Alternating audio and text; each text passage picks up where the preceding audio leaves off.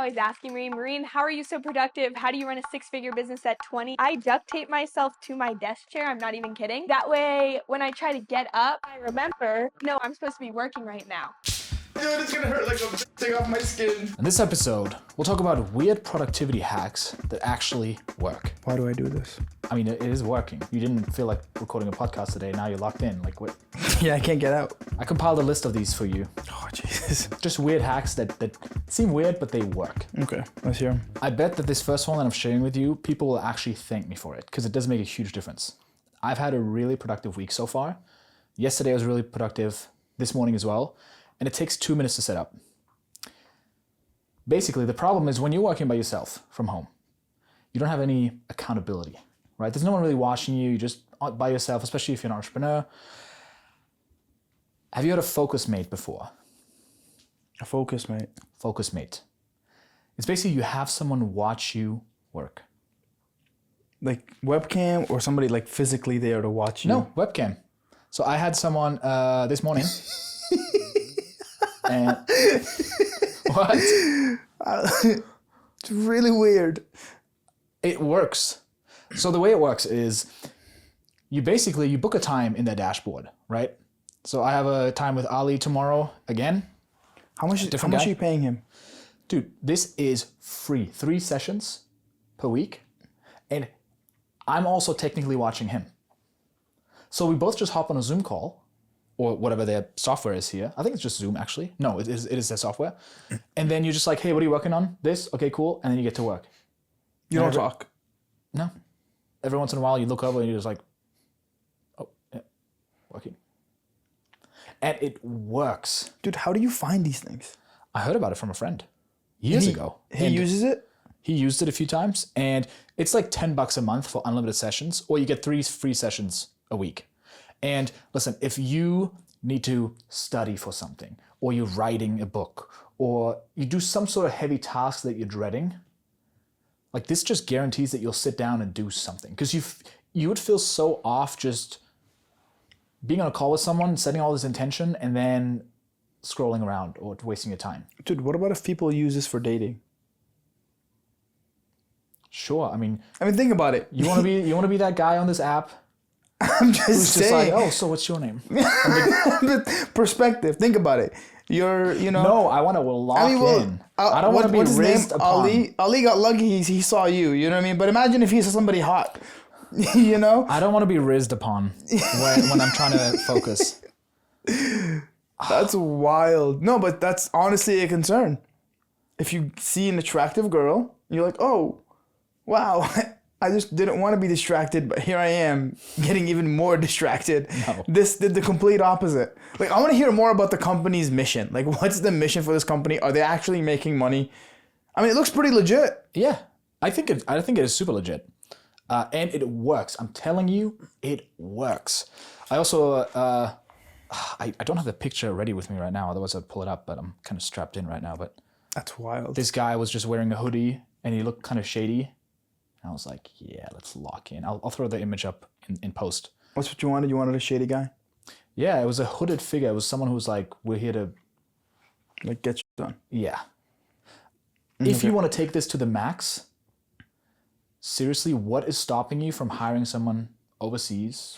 Someone young who doesn't, it's very cheap, like $5 an hour from the Philippines or whatever, from India, to just watch you work. You just share your screen, and then whenever you get distracted, they just ring a bell, and they fine you like $5.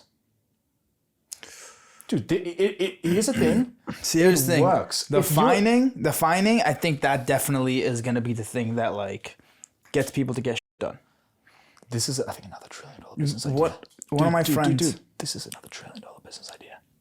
This one. Like just having someone watch you work. Last week's was a really good one. The game, like custom game for your business. And yes, stuff. Yeah. That's a really good one. No, one of my friends, he hired a performance coach, and she basically told him that he has to go to sleep at 10 every night. And if he doesn't send her a text in bed by 10, he has to pay her $100. This man paid her rent for 2 months because he just would always miss his time. And in my head, I'm like, she's a genius. I need to get my clients on this. I don't know. I thought about this too when I had the community and we did community calls, but I never wanted to be incentivized for people to fail. It sets the wrong incentives, doesn't it? 100%.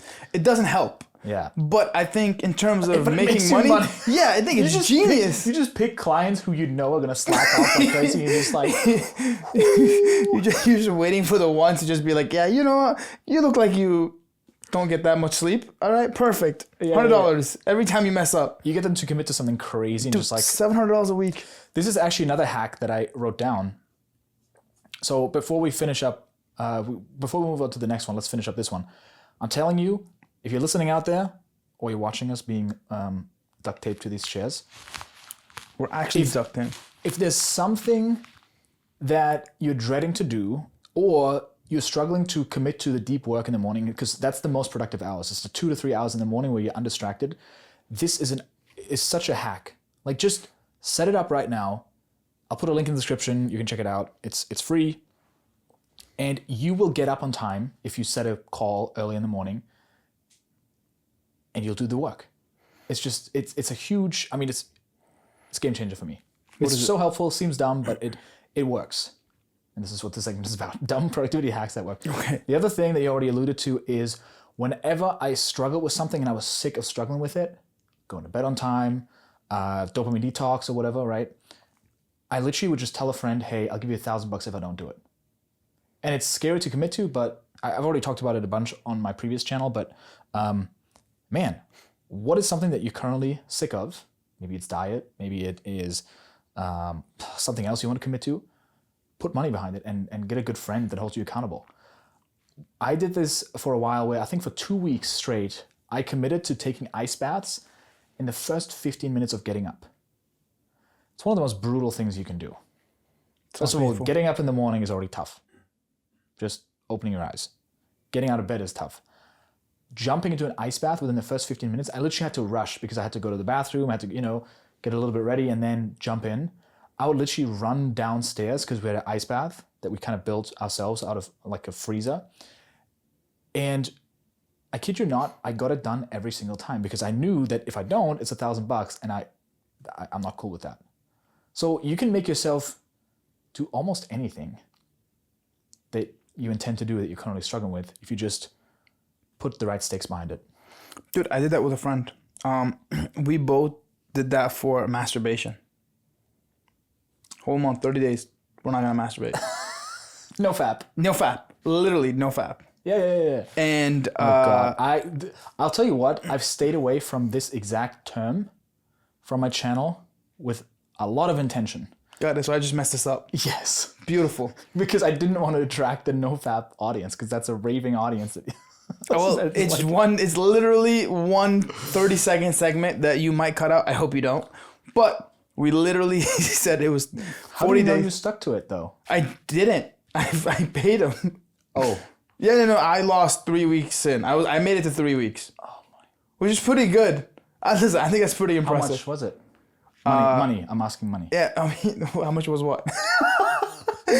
You listen. Be specific. Ask better questions. Let's just $500. $500. Yeah, dude. It was $500. It was the most expensive nut of my life. Tell me that wasn't hilarious. Was it worth it? 100%. Actually, well, it was worth it in the moment, and then I woke up the next morning and I was like, yeah, I shouldn't have done that. Oh, I should have just stuck to it. But dude, like sometimes, yeah, I don't want to get into it, but I had a rough day, and I was like, you know what, I just want to win, and it was, What's the win in that? Is it, dude? It was again. This was like a what? This was like should we just? 4 years ago. Okay, let's just move on. Okay, I mean, listen, I think the audience might want to know, but No. Got it. Cool. All right, let's proceed. And what other productivity hack? I mean, this goes with what you're saying. I'm supporting it. It works. It worked for 3 weeks. It did. Hey, listen, it did. 3 weeks is tough. That's pretty impressive. Next one. This is a weird one that you actually asked me about. You asked me, do you have 2 laptops? I'm like, yeah, of course I do have 2 laptops. I also have 2 phones. I have my usual iPhone. I think this is an iPhone 13? No, 11? 13? This is an iPhone 8. Okay. I bought this in 2018, I think. And this is the one that I use for in my bedroom. So this only has meditation apps, podcast apps if I want to listen to like podcast or something like that to fall asleep to, breathwork app. No SIM card in it, so no internet or whatever. I have Wi-Fi, but I basically intentionally limit whatever apps are on it. And then I have 2 laptops. I have one laptop, like kind of like this weird breathing noise. Oh, I'm You've stopping done it. You've done that before. Yeah, you catching Stopping it. I'm yourself. catching myself. So I told Jesus. Imad he makes like noises when I'm talking, I have allergies. and it makes the edit a pain. We're airing out So our I'm dirty just laundry. gonna call it out, and I'm doing my best to hold it back. you agreed to a $5 fine, right? I'm gonna did skip not. this one. I'm gonna skip this one, but you're gonna agree to it. Otherwise, No. That's horrible. I'm screwed. no. It's just accountability. Let's just put our money where our mouth is. Listen, I think that's a great idea. I like the phone idea. I think that was phenomenal. I might adopt that. Great. $5 fine for any snorting noises. You guys don't know this in listening to the podcast, but because I edited those things out with my editor, but it's like these noises that you hear. It's like, yeah. $5 fine if you do that, and whatever breathing breathwork session you have over there, dude, you need to stop. $5 fine. As you can see, guys, this is what it's like to work with Leon. Do you know what it's like to work with you? It's just being in the edit, just like. So why is this guy We're never gonna get through hyperventilating this. over This is there? the content people came here to watch. So I have 2 phones. I have 2 laptops. There's a laptop that I have for deep work. That's where I have freedom.to. Have you heard of it? Freedom.to. You can kind of block certain websites at certain times. So I can't access certain website on that laptop. I can't go. I didn't do anything. You didn't do anything. I'll show you in post. Okay, show me. I didn't do anything that time. Okay. This We'll is so see. bad. I'm just gonna replay it. This is so bad. So I can't go on Twitter on my work laptop. I know. breathing. I'm You're just breathing. trying really hard now. It's great. Oh, I'm so stressed out. And before 1 p.m., I can't go on YouTube on the work laptop. So I'm just doing deep work. And that's really helpful. And here's the thing. If you're like, hey, I'm poor, I can't have 2. I'm the same. I simply kept an old laptop. That's all you need to do. So when you buy a new phone, just keep the old one. And then you have the setup. That's what I did. So I didn't buy 2 phones. I didn't buy 2 laptops. I just kept the old one. And it's a great setup. I like the phone one. Yeah. I'm going to do that one. I think that's one of the biggest things I struggled because I wanted to get an alarm clock. And Oh, yeah. If it's the phone, you literally first thing you touch. Maybe Dude. second thing you I'll never forget, man, when I was at Vipassana, they gave us like alarm clocks, and it was, I don't know why, it was the best alarm clock I've ever used in my entire life, and I could not find one. I don't know why, it was just perfect. It was like so good, and this is going to be really dumb, but it was just like, it had nothing, and it was just good for that specific moment, and I tried finding another alarm clock, but the sound was just not as peaceful as the other one. It was...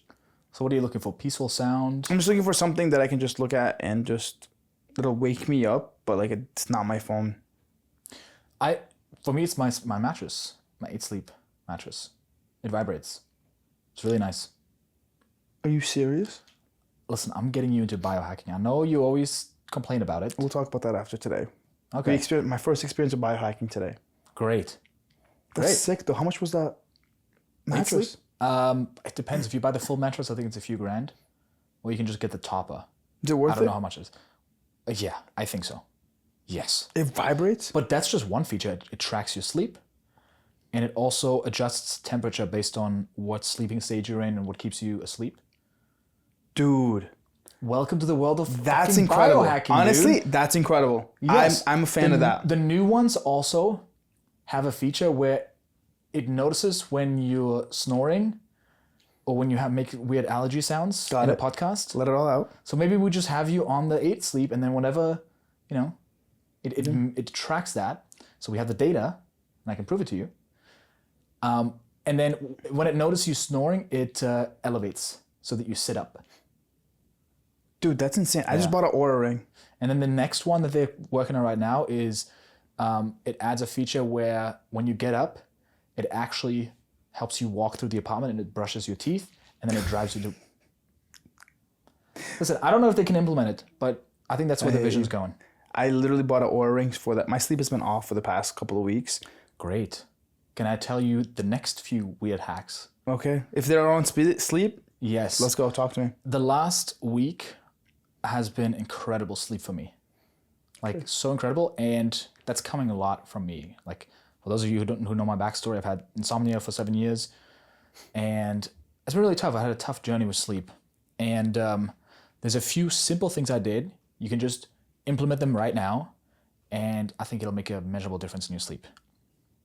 Number one, I got blackout curtains, but not the shitty ones that people always talk about where, oh wow, you can't look through it at all.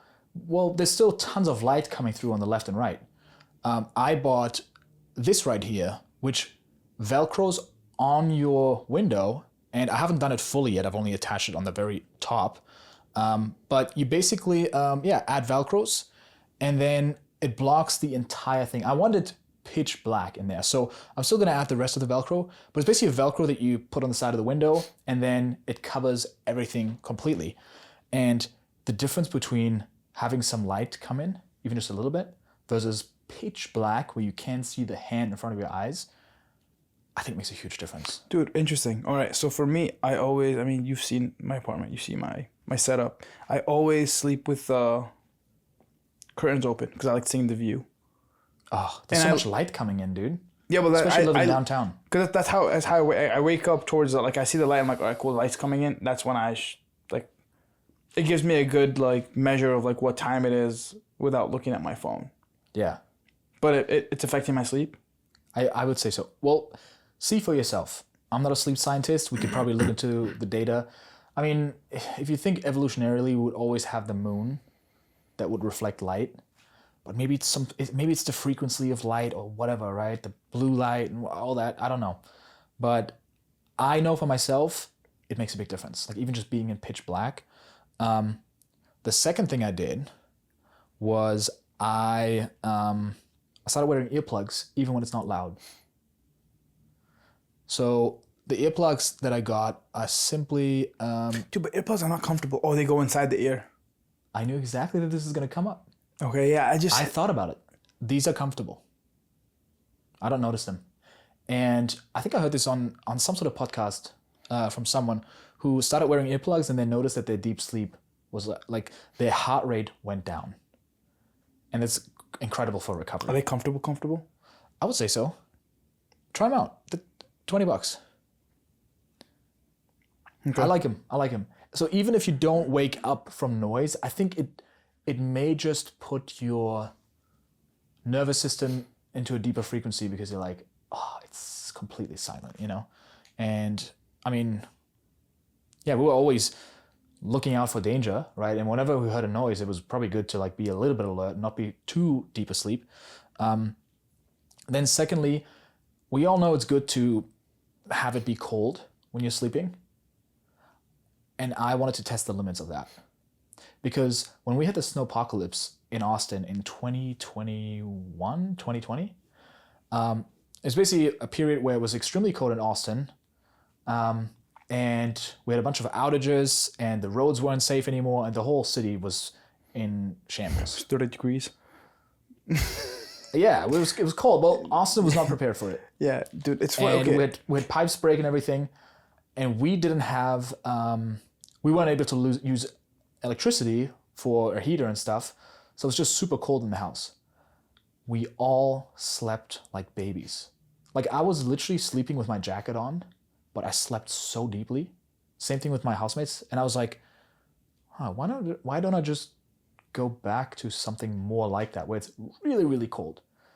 And so test out how cold you can go. Because you may just make that one change right now. Instead of like putting it on 70, you put it on 63. And That's a massive jump. yeah, just get an extra blanket, whatever. But see how it affects your sleep. And what difference will that make over the course of your life? Okay, how cold are you making it for you? 66 is where I'm at right now. And it's good? I like it, yeah. I like it a lot. Okay, I'll do the 66 one. I'll do 69. Okay? Slowly but surely. That's where I started off with. And now I went down to 66, and I'm going to 0. I have a weighted blanket, so I'll put that into play. Yeah. And then, dude, because my sleep has been like messed up for the past, dude, ever since level 3. Can't explain it. Literally, my sleep has been messed up for the past month and a half. And I don't know what it is, but something shifted that weekend that's been really throwing me off. I just don't know what it is, and that's why I got the Oura ring, because I wanted to track my sleep to be like when am I waking up? And that's extreme. Like I would never buy. Like, you're becoming a biohacker. I'm so proud of you. I'm doing it because I'm like I really want my sleep, and I'm getting annoyed. Yeah. So I'm like, all right, now I need to figure this out. It's probably the fundamentals, honestly. Something's missing.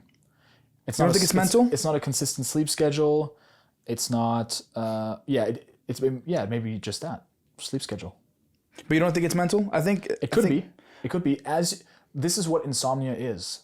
Like I didn't hit the fundamentals well, and then I told myself a story that I'm not a good sleeper. And whenever I came to going to sleep, I would kind of worry and be like, "Oh, I better fall asleep soon," and that's mental. Yeah. Okay, so then what about like sleeping on your stomach or sleeping? I heard like you're sleeping on your side is good, or like having something between your legs, or like.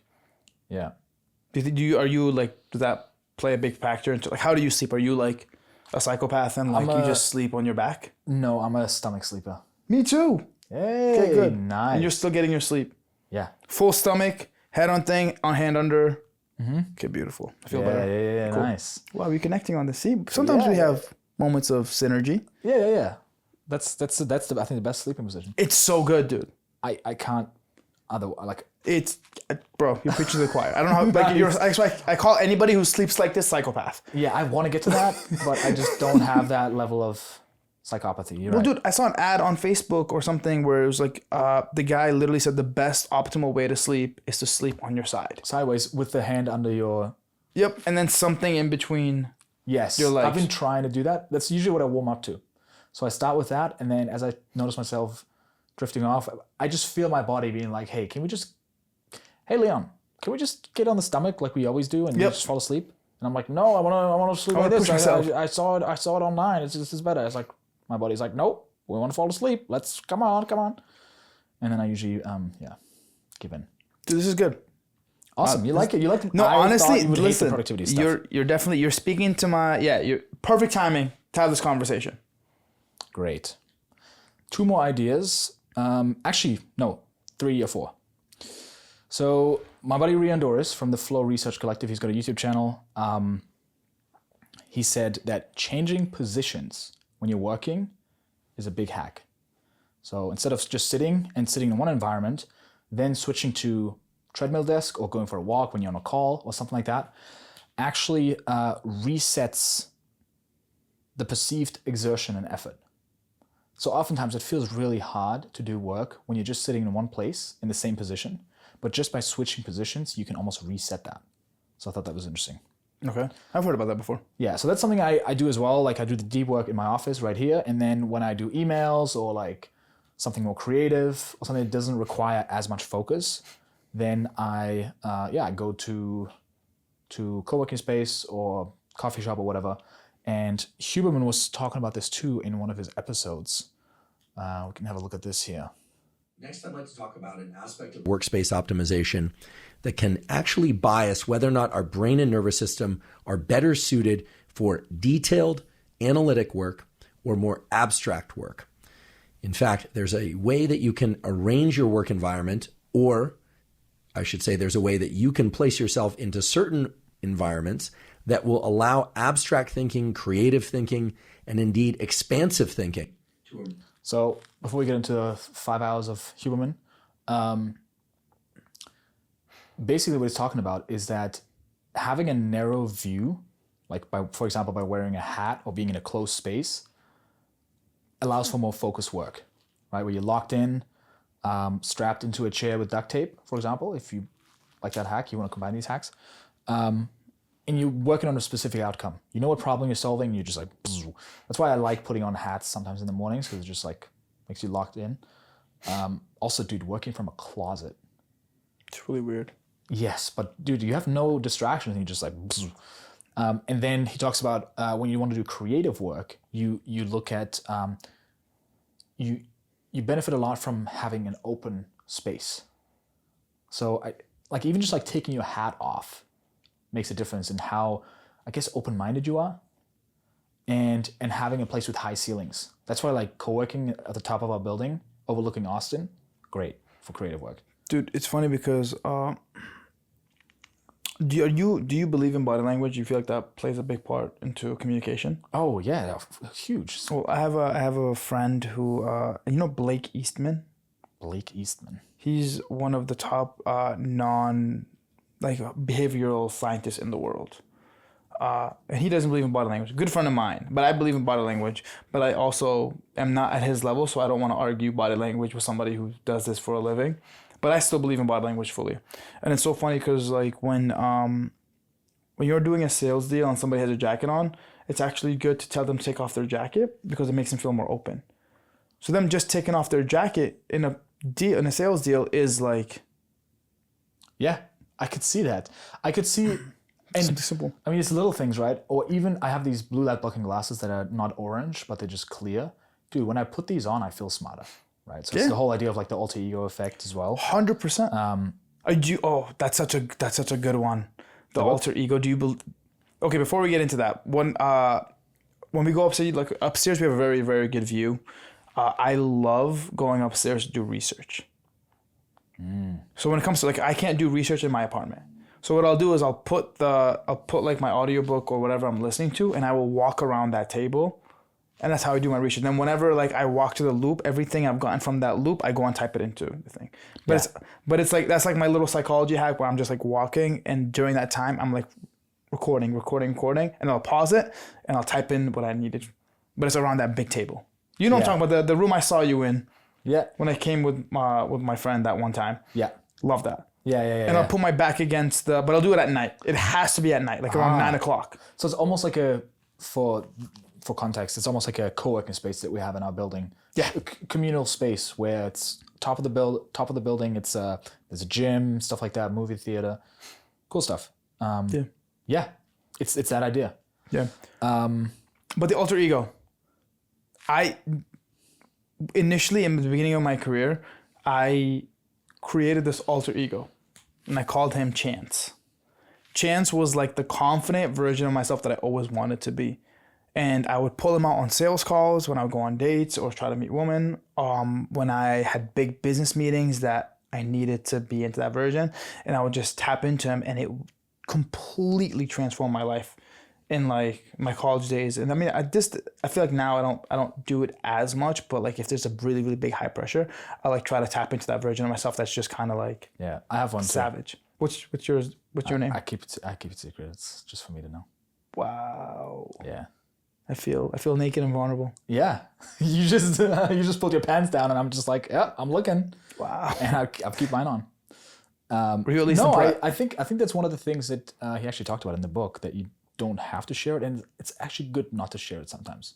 Okay, good to know. So your alter ego just lost all its power. Wow. And you're a loser again. Moving on. Wow. There's two more big ones, but I think I'm just going to keep them for another podcast, for another episode. Are they big? I would say so. It's a big idea. Next topic. Wow, you just gave the audience blue balls. How you do it, genuinely. Got it. Content. Yeah. I don't even know. Guys and girls. Again, we don't want to gender. Wait for the next episode in which we reveal the biggest hacks. But you're going to have to wait until next week. I'm waiting with you guys. Subscribe right now.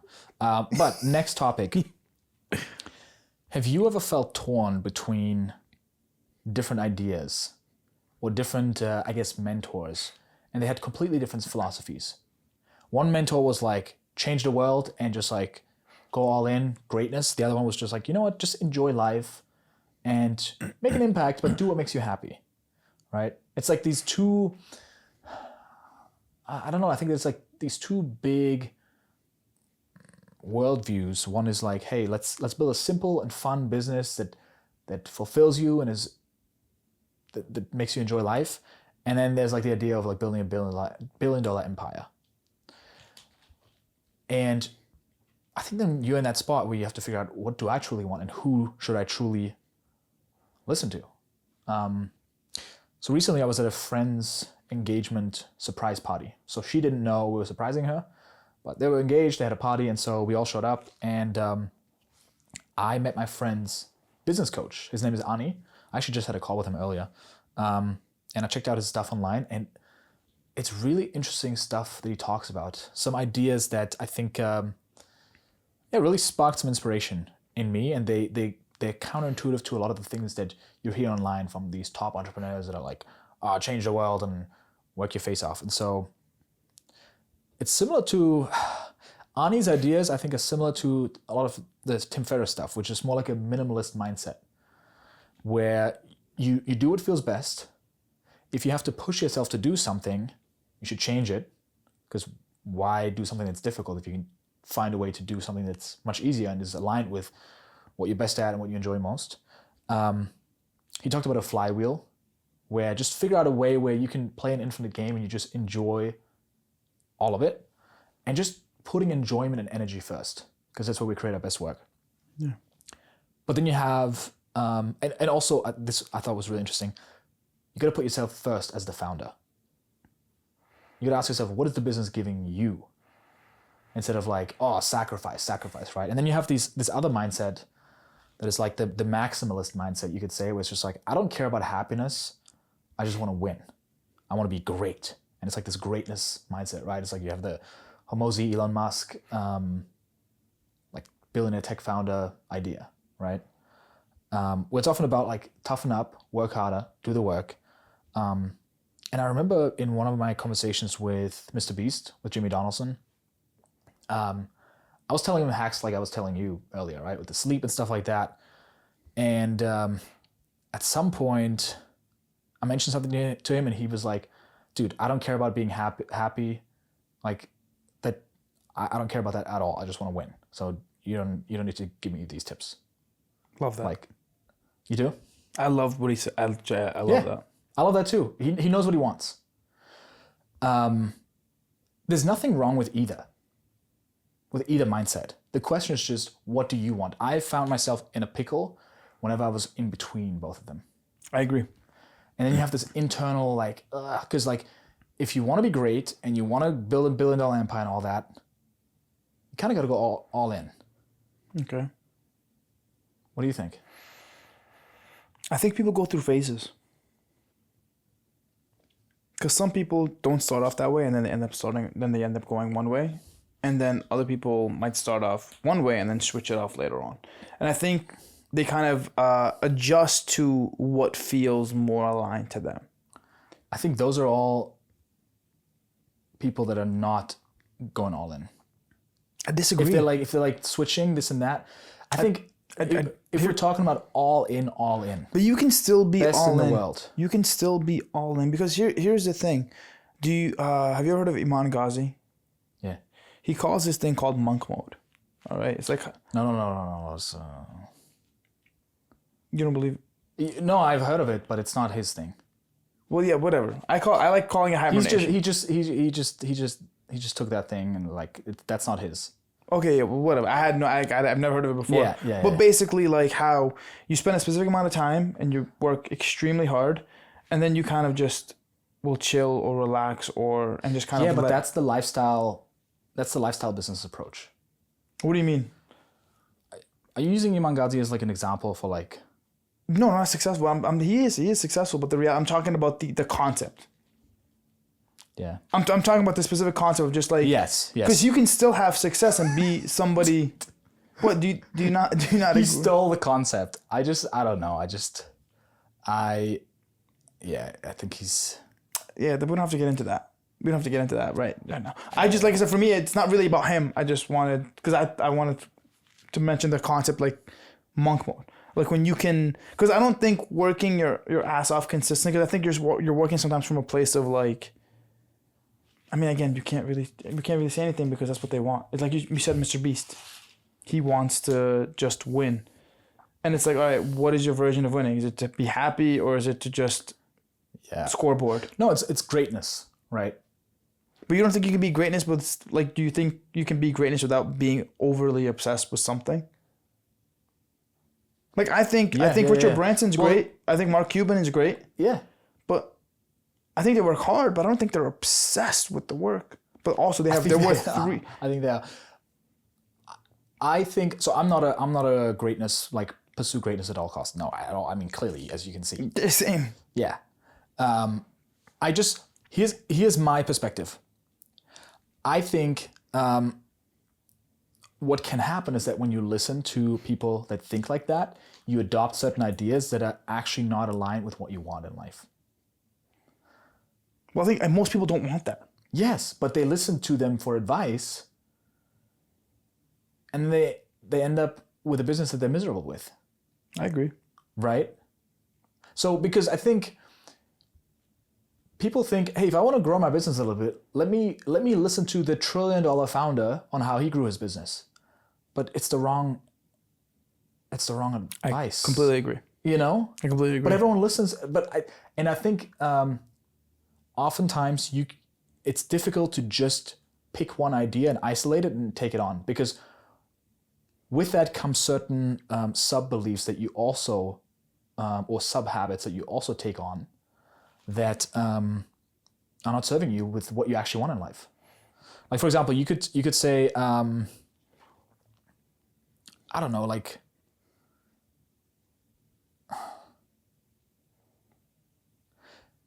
if you just want to grow your business a little bit, but you want to build a business that you enjoy, you may hear certain advice from some billionaire or tech founder on, like, you got to go all in, you got to build this team and all that stuff, and you take that, but you don't actually want a big team, right? It's just they end up in different destinations.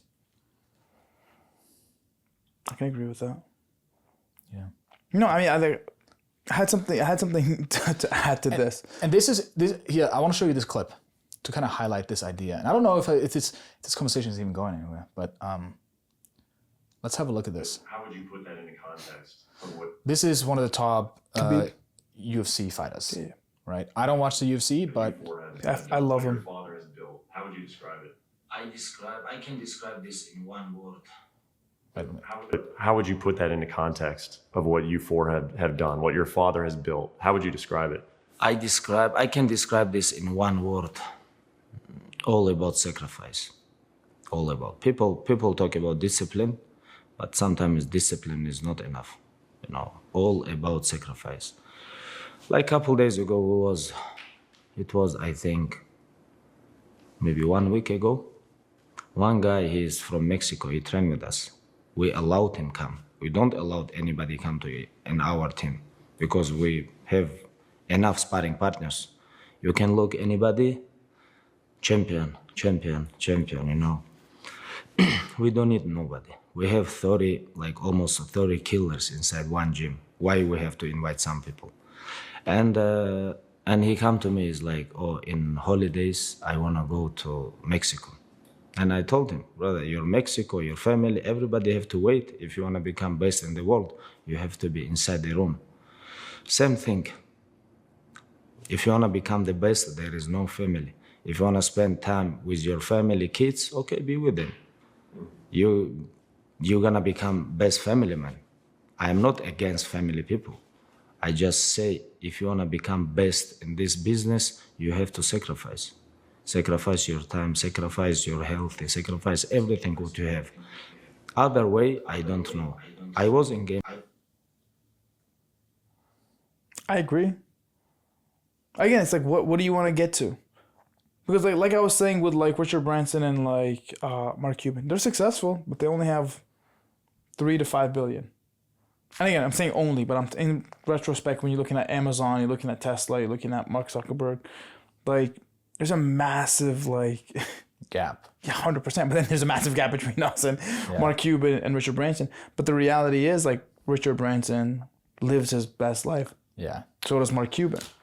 The reason why I'm bringing this up is because I think there's a lot of people who are stuck between, like, what do I really want? Do I want to go like all the way, or do I just want to like enjoy my life more? Well, they're doing it for the wrong reasons. I think people do it for the wrong reasons. People see the lifestyle. Most people want to make money because they see what they see on Instagram.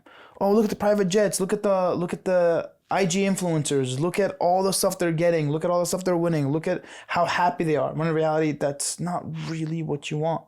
It's kind of like I think when I was in the beginning of like after college, I did professional acting and modeling for commercials, and I made decent money. But I hated it. I did it because it was cool. I could tell people, oh, look at me, I'm on TV. Or I just walked this fashion show. Or I'm in this movie. And I realized, I saw how my roommates at the time were obsessed. And I was getting all the auditions. I was getting all the great auditions for the biggest shows. And they weren't. But dude, they went to school for it. They obsessed about it.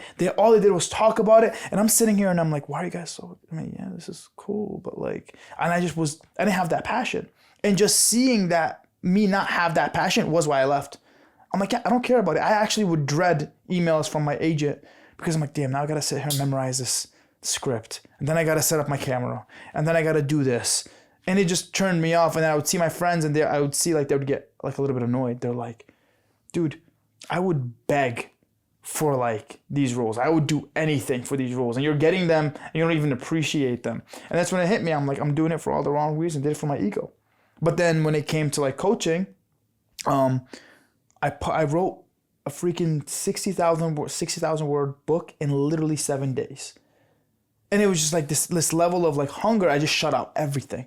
And I was just dialed. Like it was so easy. I didn't even like, I would literally have the productivity hack. I would write for 3 hours, watch a Netflix show, or I would go on a walk and I'd come back and I would have the same energy for the next 3 hours. And I literally did it for 7 days straight.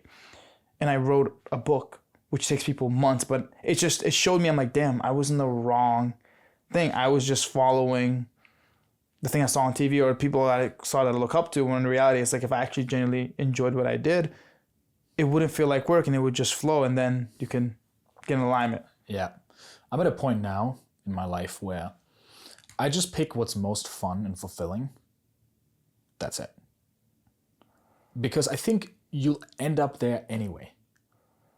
Whether you resist it for 10 years or you surrender to that now. And I think that's where the most success is too.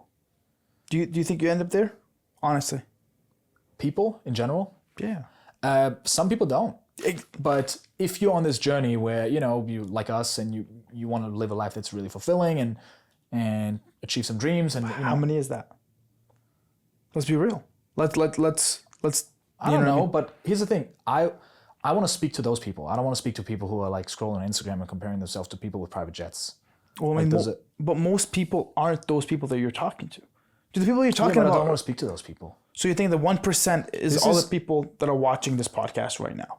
No, I'm not saying that. It's just that's who I want to speak to. It's people who are already on a path. Okay. I'm not gonna talk to people who are like, hey, here's how to get started and here's how to get up in the morning. It's like, fuck off. This is also not for people who are like in the zone where they're just like working and this is for people who've already achieved some things and now they want to start enjoying their life too. Have fun on the journey of self-improvement and achieving their dreams. Because I think that's the stages that people go through, right? They're just like, I have to become great and build a huge empire and all that. And then they're like, oh, this is kind of depressing. And it's like, okay, they've already built their first business, they already made their first money or whatever, or achieved this milestone, or already built the family that they want. Whatever the goal is, it doesn't have to be business. But they're realizing, you know what? I also want to be happy while I'm doing it. Those are the people that I want to talk to. It's a minority of people, but like, yeah. Because if we want to speak to the most people possible, we're going to have to talk about like, hey, here's how you stop jerking off. $1,000.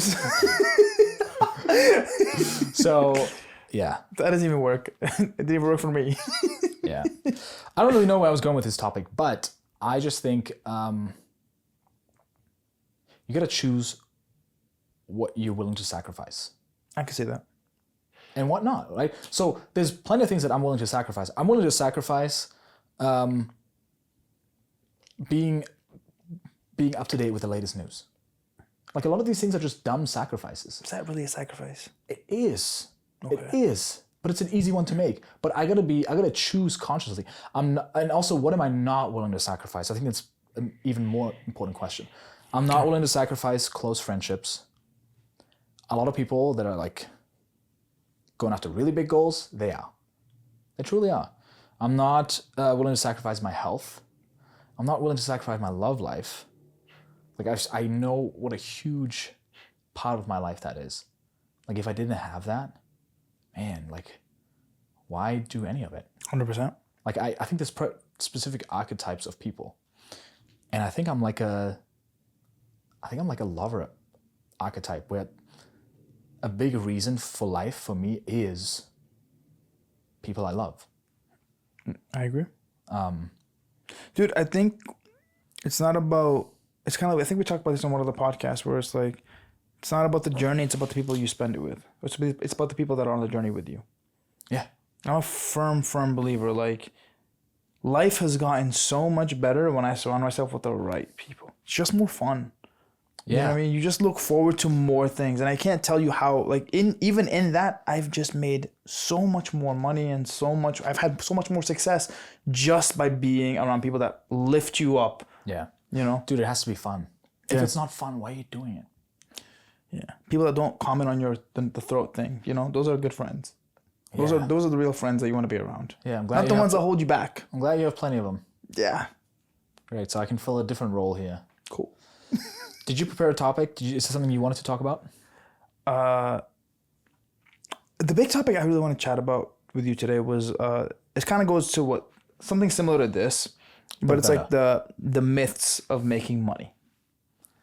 Making money or the myths of being successful. Yeah.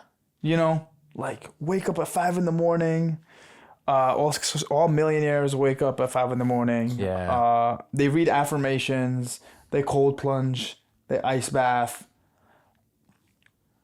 Listen, you know me. I don't do any of that. And it honestly, used to believe where it got you. Yeah, nowhere. You know, so maybe I should consider it. Maybe we're the wrong ones.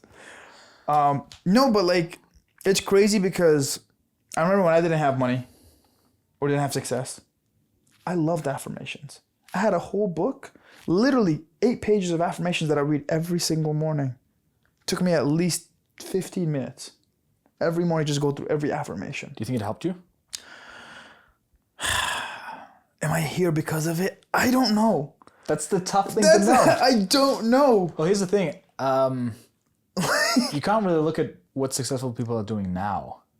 Like whenever I hear the whole idea of like, oh, millionaires have 7 income streams. Dude, that's so horrible. Dumb. That's the worst advice you'll ever hear. They all have 1, maybe 2. Then they take it and they diversify. Then they diversify it. And then you see all these people who are like, yeah, I have like multiple side hustles. It's like, you're not going to go anywhere. You're broke. Yeah. You're broke. Like, no, but it's funny because I used to maybe believe the that. affirmation thing is one of those things. Dude, here's my hack. Because I did stuff like that too. I don't believe in affirmations, but here's what I used to, at least when I used to work with my clients on their mindset, I would tell them, don't say affirmations, switch it up and do it like this. So instead of saying, I'm a millionaire, that's a big one. I am a millionaire. I'm a millionaire. Every day you wake up and you're a millionaire. Sure. Instead, say something that you actually are.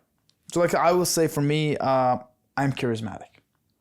And I'd be like, I am charismatic. And under that, I would write down 5 sentences around. But it's something that you got to choose something that you actually are. Yes. And that's me. Yeah. You just got it. Cool. No, let's just go with that that example. Got it. Cool. Let's say hypothetically speaking, I am charismatic, which I'm not. You know what I mean? I'm just trying to, this is part of the affirmations where I do it, I start believing it. Yeah. And then you're really kind of killing my flow. Yeah. You're a toxic friend. Keep going. Anyways, I am charismatic. And then under it, you say 5 sentences. And the 5 sentences are, because I am charismatic, I'm able to influence people. And because I'm able to influence people, I'm able to add value into their life. And in that value, then they exchange that with money. And I'm also able to build better relationships, better communities where I can meet people that can change my life and can help me on the journey to become a millionaire. So what I'm doing is I'm associating those things to me being charismatic. So then when I say I'm charismatic, I'm not only thinking about me being charismatic, I'm thinking about how charisma makes me a millionaire. And I'm tricking my brain into believing that I actually am a millionaire because of the skills that I already have. And that doesn't just mean for charismatic, it means I am disciplined. So you believe it works? Well, you believe this works? I think that was the shift that I made with my affirmations. Yeah. That started, but it wasn't anything like me being a millionaire. It was traits about myself. Like I am disciplined. Yeah. I am this. I am this. I am this. Dude, I hate the self-improvement bubble so much. Can I share with you the vision of the podcast and Driven? Okay, let me hear it. The problem is that the self-help industry takes itself so seriously. Okay. A lot of it is so cheesy with like these millionaires, affirmations, success, you're going to be around the right people. And some of it's just downright predatory with like, oh, buy these courses and all that. I want to make a podcast and create a community and just a place where we can just be real in ourselves and have fun. And then talk about stuff that we're finding and, like that is... So I love that you bring this up, this whole like affirmation thing and all that, because there's so much cringy stuff. And that's why I think it's so fun to react to like Guru of the Week and stuff like that, because it's just like, that's funny, we're not that. Iman Ghazi, we're not that. Fair also enough. A completely different target audience. We'll not bring him up ever again. Obviously, guys, you see it triggered something. Dude. Jesus. I've talked to him. I've talked to him before, and we have very different values. I'll tell you that. Okay. Yeah. You know what's funny? We one of the last companies I worked for, that was the first big company that I told you about, the one that changed my whole career. I remember he spent I think like $100K to get a little table, or like a table at one of these like events. And this is what I realized. You know those big events with 1,500 people that are like a bunch, like you want to have a bunch of speakers.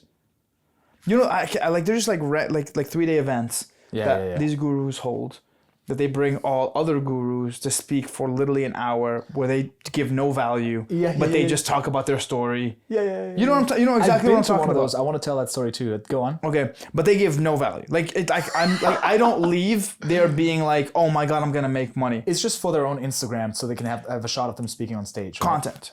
Dude, there's this. Please, can we just talk once? Like one time, can Guru of the Week be, what's his name? Wes something? Yes, Wes Watts? I just wrote it down. Okay, cool. I just wrote it down.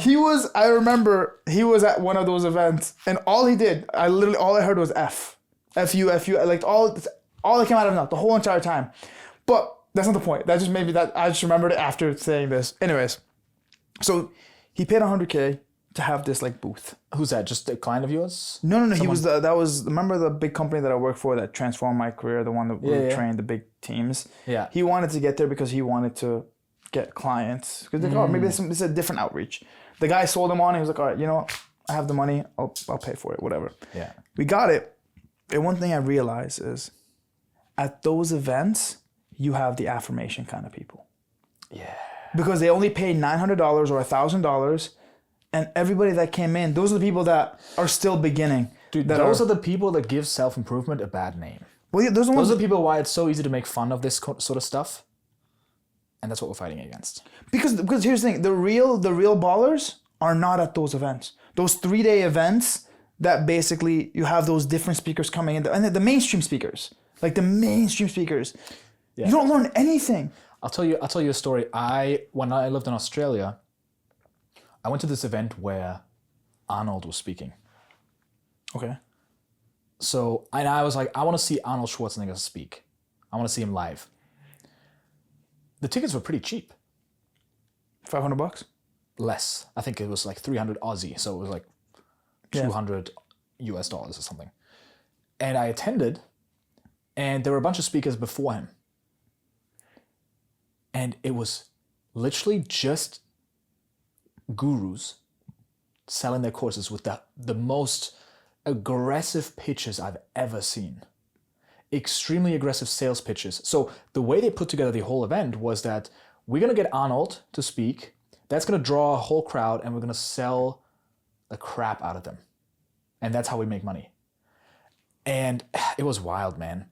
There was this one guy, dude, I'm not one to like expose people, but I want to dig into this guy's stuff and just like, I fucking hate that guy. Okay, what is he? Who is he?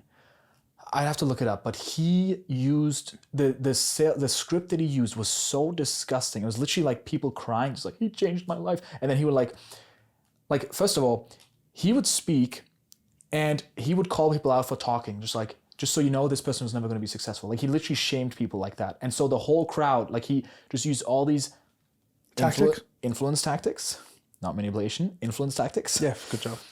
To get people to shut up and listen, and like us versus them. Like anyone who's like not believing in me is a coward, and you know. And I was like, I fucking hate this guy. I make more money than all these people here. This is when my e-commerce business was crushing it. I was just in the process of selling it. And I remember going to the bathroom, and he literally, like, there was thousands of people. He literally was like, there we have another one. Just Loser. walking out right now. And I was just like walking, I was just like looking, and everyone looked at me, and I was like, and I was just like stop and just like, that one right there, loser. Yes, I see him. You all see him? Look at him. And, ugly too. Yeah, literally. And I was like, wow, like he's using all these tactics. And then I came back in because I want to witness this. And he would literally like grab people in the audience and be like, hey, this is another one of my clients. And he would physically bring them to the front and be like, tell them your experience. And they would be like crying, like, oh, you changed my life. And then, you know, I was so tempted. I was literally considering, what if I just completely disrupt this man's speech? Like I just shout like that, you know, like I looked him up online, he's a fraud and whatnot, but I didn't do it because I wanted to see Arnold, and I pussied out. I was like, it wasn't worth it. I don't want to deal with this. But well, like, it wasn't worth it either. Man, I built so much resentment for that sleazy, slimy self-help. I want to know who it is. I have to look it up. Dude, look it up and let me know. I think Hoffman or something. It's this disgusting human being. David Hoffman? Yeah, let's see. No. David Hoffman? Who's David Hoffman? No. I have to look it up, but not the Wolfman. The Wolfman? No, doesn't ring a bell. You know the ice guy, the Hoffman? Wim Hof? Wim Hof, yeah. No, why would he do that? That's what I'm saying. I'm like, he seems like a nice guy. No. That's who you're referencing. No. He's a legit guy. Yeah. No, this was just I'm going to teach you how to be successful. Buy my course. I hate BizOp. I hate BizOp people. Now you know why he hates gurus, all right? He hates gurus because somebody called him a loser one time in his childhood when he was building his business. Listen, get over it, all right? We're done. All right, here we are. You got it. No, but seriously, like any BizOp is, if you're in BizOp, you're a shitty entrepreneur. Man, I'm coming out swinging right here. He is. Guys, listen, I don't. You just made the noise again, just so you know. I did. I did. Okay, that's $5. I'm BizOp. All right, so. I'm shooting left and right. There's no easier thing to sell than BizOp. Start a real business. Stop calling yourself an entrepreneur. You're a BizOp guru. Fucking hell. Yes, I'm triggered. I help BizOps make a lot of money. Yeah, that's why I have a lot of resentment for you as well. There's one guru that we're not allowed to call a guru that I really respect because I think he's legit. I've taken a lot of courses. I've studied a lot of this stuff. He's legit. Let's see him. Tony Robbins. Okay, well he's the OG guru. Yes, in many ways. He's not the OG. There's people who are like, Then you have, what is his name?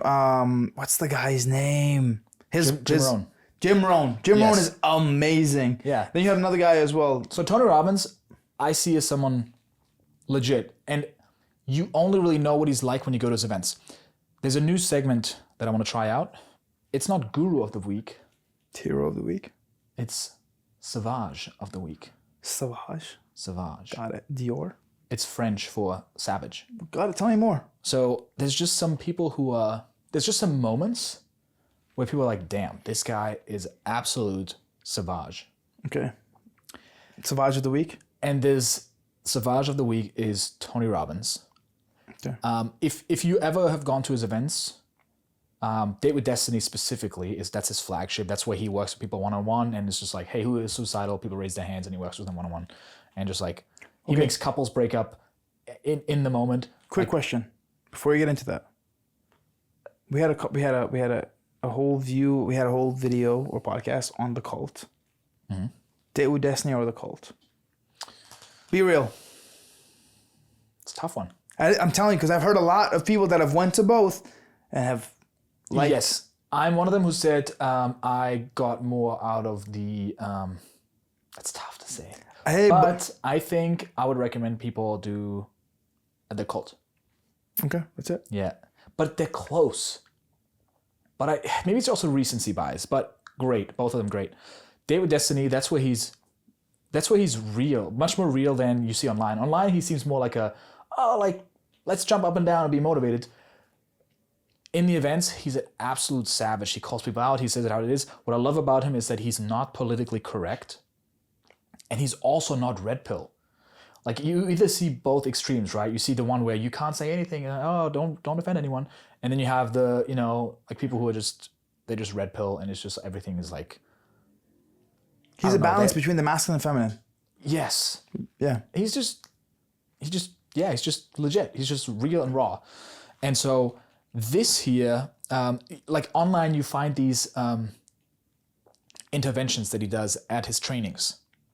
This is the real stuff. And I love watching these because these are, this one is a relationship coaching. I love those when he works with a couple.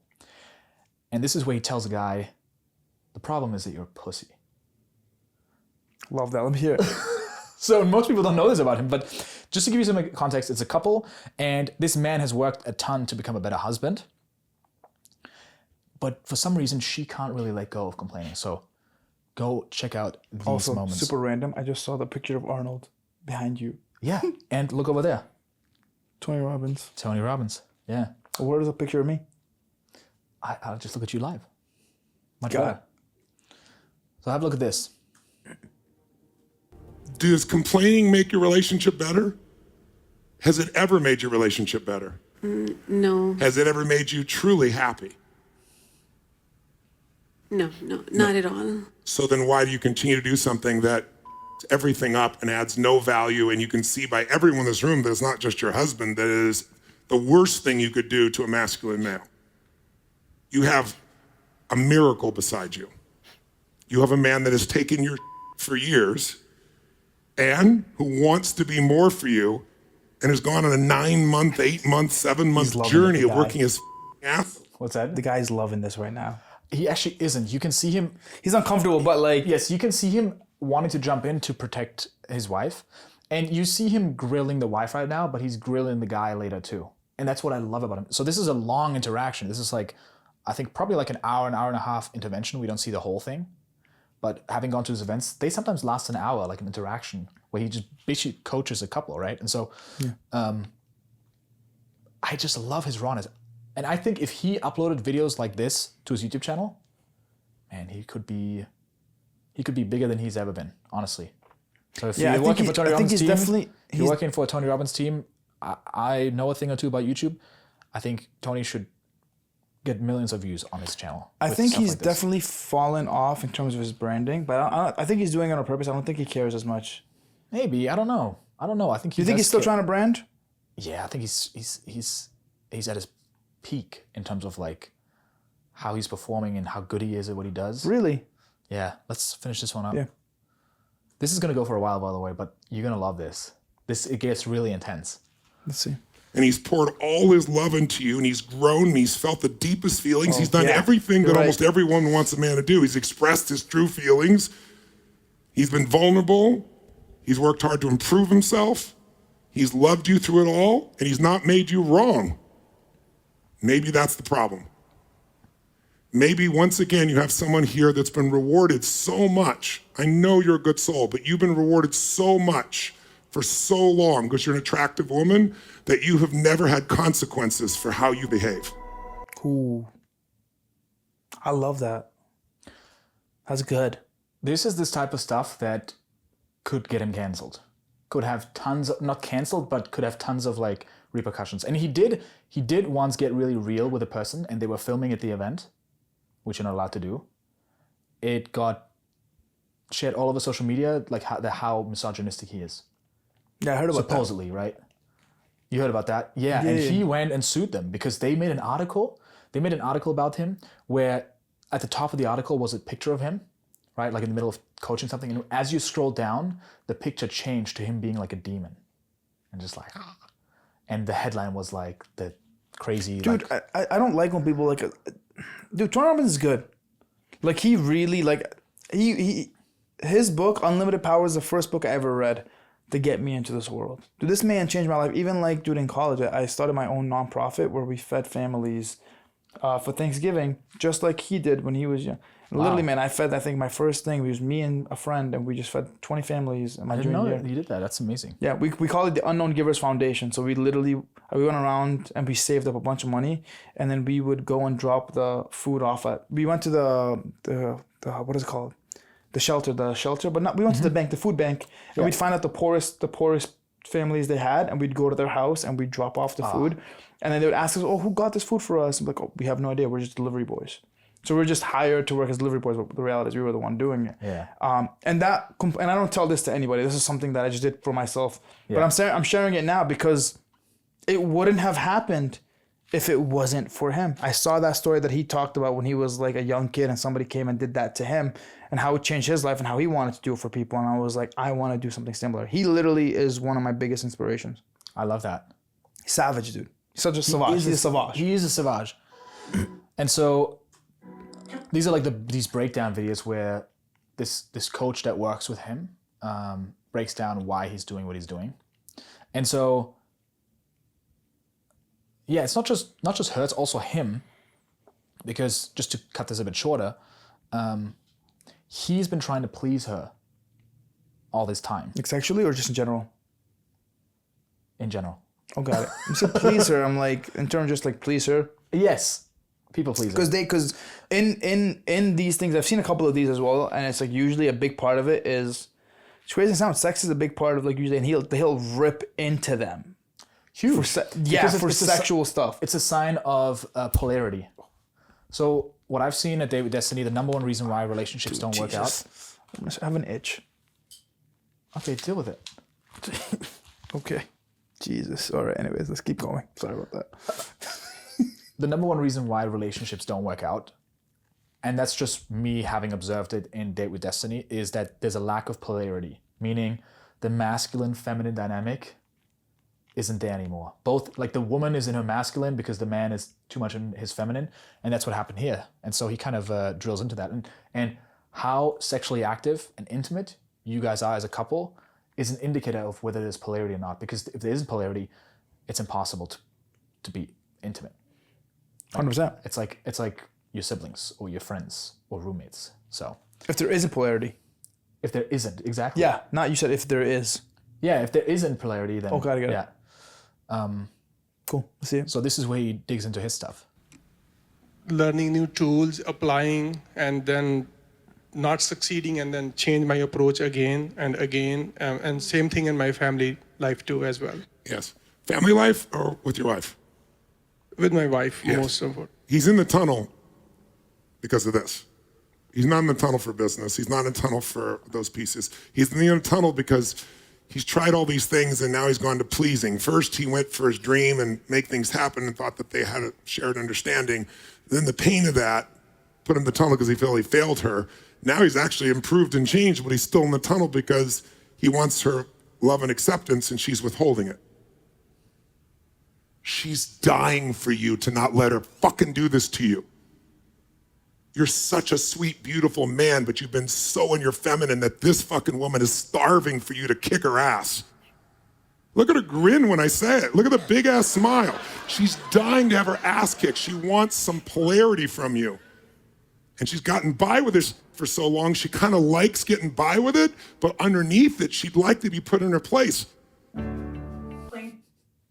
Controversial. Controversial, but like her reaction gives it away. Like how giggly and like cheeky smiling she got. Dude, can we talk about, can we actually segue into like men and like women and like what's happening now in dating because of this? Yes. Want to finish this up real quick? Finish it, all right, and I'll Because tell you. it ends really beautifully where he turns him around. I think it's just epic. So let's finish this up. You've done nothing wrong. You pursued building a family. You pursued building a business. You pursued those elements that any healthy masculine man would do. You need no apology for it. And being close to her and finding ways to meet more of her needs, you've done that too. It's just magnificent. That makes you a really great man. You can't let her constantly give you You can playfully break her pattern, you can warmly break her pattern, you can lovely break her pattern, but there has to be a line in the sand that she can't cross. And she crosses it continuously. 100%. And it doesn't matter how much you love or give or do, she'll keep doing it. She's a beautiful soul, and she I know works that. really hard. And You see what he's doing here? He's going back. He's validating her. He's protecting and nurturing and Yeah, feminine. yeah, yeah. And so Tony is just like, okay, listen.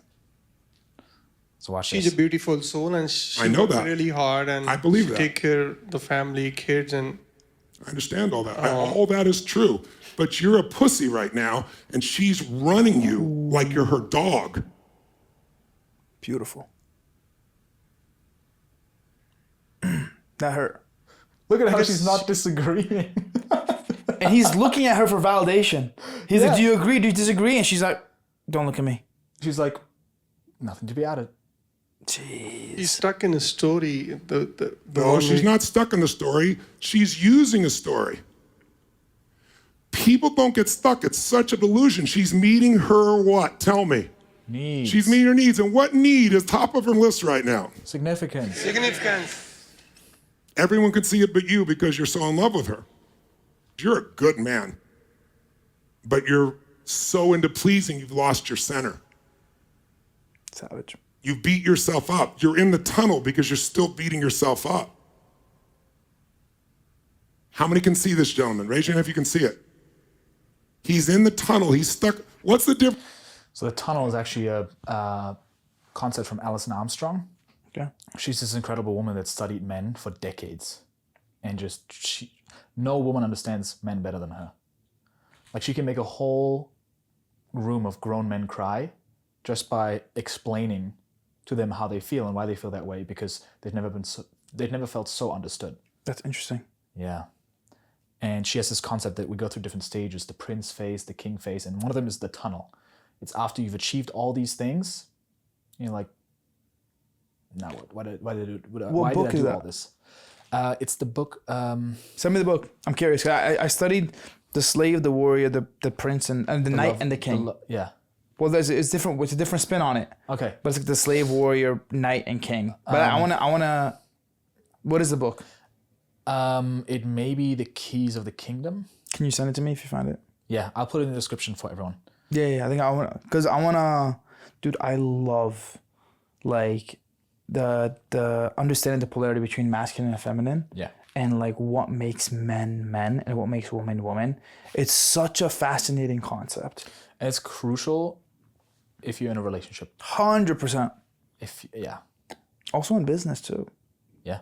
Because like here's the thing, I think what people don't realize is influence is a feminine trait.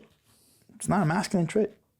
Influence is your ability to navigate through obstacles. It's like, how do you influence people to get what you want? It's not brute force. As I always say, like, charisma was a feminine trait. And it's one of the most powerful traits you can have in existence. The most charismatic leaders are the ones that tend to be more successful. Yeah. And that's all feminine. People think it's brute force, but the reality is not all just brute force. That plays one part of it. But it's like if you're charismatic, but you also have that brute force when you need to bring it out. And I think that's what Tony Robbins is. Well, Tony Robbins has the charisma, but he also has the brute force to be like, hey, yeah, you're a pussy right now. Yeah. Yeah. Most people would not expect somebody like Tony to talk like this to someone, but if you see it in person, he swears a lot. He uses a lot of like just heavy language, but whenever it's needed. Yeah. And it's just like to break people's patterns. Like I remember this one woman who stood up. She's like, I want to share my story. And he was like, oh, I just noticed you're a total people pleaser. Sit back down. Nobody cares about you. Because her pattern was, she was an attention whore. She always wanted to like, oh, I want everyone to see me, and like, and he just broke that pattern, but just being like, no, we don't want to hear about you. I just noticed you're a total attention seeker. Sit back down. I don't want to keep adding. I don't want to fuel it. Exactly. Yeah, there's a lot of intense stuff like that. But it, when I talked about the Tony Robbins idea, the chemistry of transformation, where you go through satiation, then threshold of pain, then there's the opening and stuff like that. That's what you see him do here, right? I want to learn more about the tunnel. Yeah. You in it? What? You in it? But I don't know what it means. That's the thing. I'm curious about it because I'm curious about. Yeah, it's interesting. Yeah. Dude, but like I said, working in that company and coming out more hyper masculine, game changer. Dude, it's crazy how many girls love that aggression. Yeah. It shocks me. It's what the feminine is attracted to. It's the polarity, right? It's insane because for most of my life, I was raised by a lot of I wasn't really raised by my parents for the most part of my life. And then when I was raised by a lot of single mothers who didn't like men. So I stepped into my feminine a lot. Yeah, to get love, that's what you needed. Right? That was the only way. Yeah. And then when I ended up going into that company that was full masculine, they were just like results or you're fired. And you were forced into that place, dude, it shifted something in you. And then when I went back into my dating life, it was a whole different game. It was a game changer. Yeah. But it's also, you look at the men nowadays, like something as simple as opening the door. That's a masculine thing. But also planning a date, telling them where to eat. Yeah. Simple. I'm not asking for a lot. So it's kind of like just leading, taking charge. That's it. Yeah. Don't worry about it. I got it. That's it. Well, there was one thing. I was talking to Luke about this. Luke's a good friend of ours. And I have this itinerary that I send to date when I'm going on a date. I have an itinerary. I'm like time, location. I'll be like surprise, what to wear. I'm like, I need you to wear this based on what you need. And then I'll be like, and then what I need from you is just your address. And then the last thing is just exist. Don't do anything. Yeah. Just come in, look cute, and that's all I want from you. And girls, the response has been when they incredible. Can fall. Yep. Because that's what the feminine is about. It's about surrender. Yeah. It's about let me surrender to this, and you can't fall if you don't feel safe. You don't feel like there's someone who's leading. And that's what she feels in this clip. This woman feels resentment towards her man because she's walking all over him and he's letting it happen. So she goes, how can I trust this man if he's letting me walk all over him? If I can walk all over him. And it's like women like that, they want to be put in their place in a respectful way. Of course. That's really it. Especially for all the men watching this and women, if you like women. If you want a very hyper masculine or super independent woman and you really like her and you want her to like you back, you have to be able to put her in her place and not take her shit because everybody around her takes her shit all the time. What do you mean by independent woman? Like the strong independent woman that don't need a man. Yeah, but that's no woman. Exactly. But that's a story. Who portray themselves as that. That's the story. Yeah, because there's a lot of guys out here that just to add context, I believe men and women need each other. Yeah, 100%. Or if you're gay, whatever, you need a significant other that has the other polarity, right? 100%. I'm not saying women need men. I'm saying women need men and men need women and people need each other. But you notice even in gay relationships, I have and again, I'm not an expert on this, but the reality is there's always one. Yeah, I was. Embrace it. I was an expert. I don't like talking about it, but yeah, I did this for 6 years. Okay. There is always the more masculine, the more feminine one. Yeah. There's a pitcher and a receiver. Don't. That was pretty funny. That was pretty funny. It's like he's not going to go into the top and bottom thing. I had to throw a jab. Come on, we were having a theory. Let's have fun with it. But there's always masculine and feminine, and even in what I noticed. Here's the thing: when it's opposite polarity, it never works out. So perspective. If the woman is more masculine than the man, just like this, she's gonna resent him over time. Yeah. You know what I mean? That's just the reality. If the man's more masculine than the woman, it always works out. The reality. And obviously, but there's also hyper masculine. There's hyper masculine where it's kind of too aggressive, where it's like the man is not even in touch with any emotion. That's why I think for me the emotional work was really supportive because it got me in touch with my feminine. Or were you just completely hyper masculine? Yeah. I can see it because you're very logical, but also because of I know you after. It's hard to imagine you. Would you consider yourself empathetic? I mean now, yes, but before. Yeah. So I mean, yeah, then you. I don't see you hurting. I can't see you hurting somebody out of like just like aggression. Yeah. That's just out of character for you, even without the emotional work. Unless you were completely different. And I was lacking in the feminine energy. I was lacking in that. And now that's all you are. And it's not that I didn't have it at all, but now I can tap into it more, and I've played around with it more. So, okay. Cool. Savage of the week, Tony Robbins. There's plenty of clips like this out there, so I'll find the best ones for you and curate them for you. I approve. I like it. Awesome. Stay driven. I'm now gonna hire a hitman to take me out if I don't finish my to-do list. I'm just trying to get out of this. This is gonna hurt, man. It's stuck to my hair. Shut up.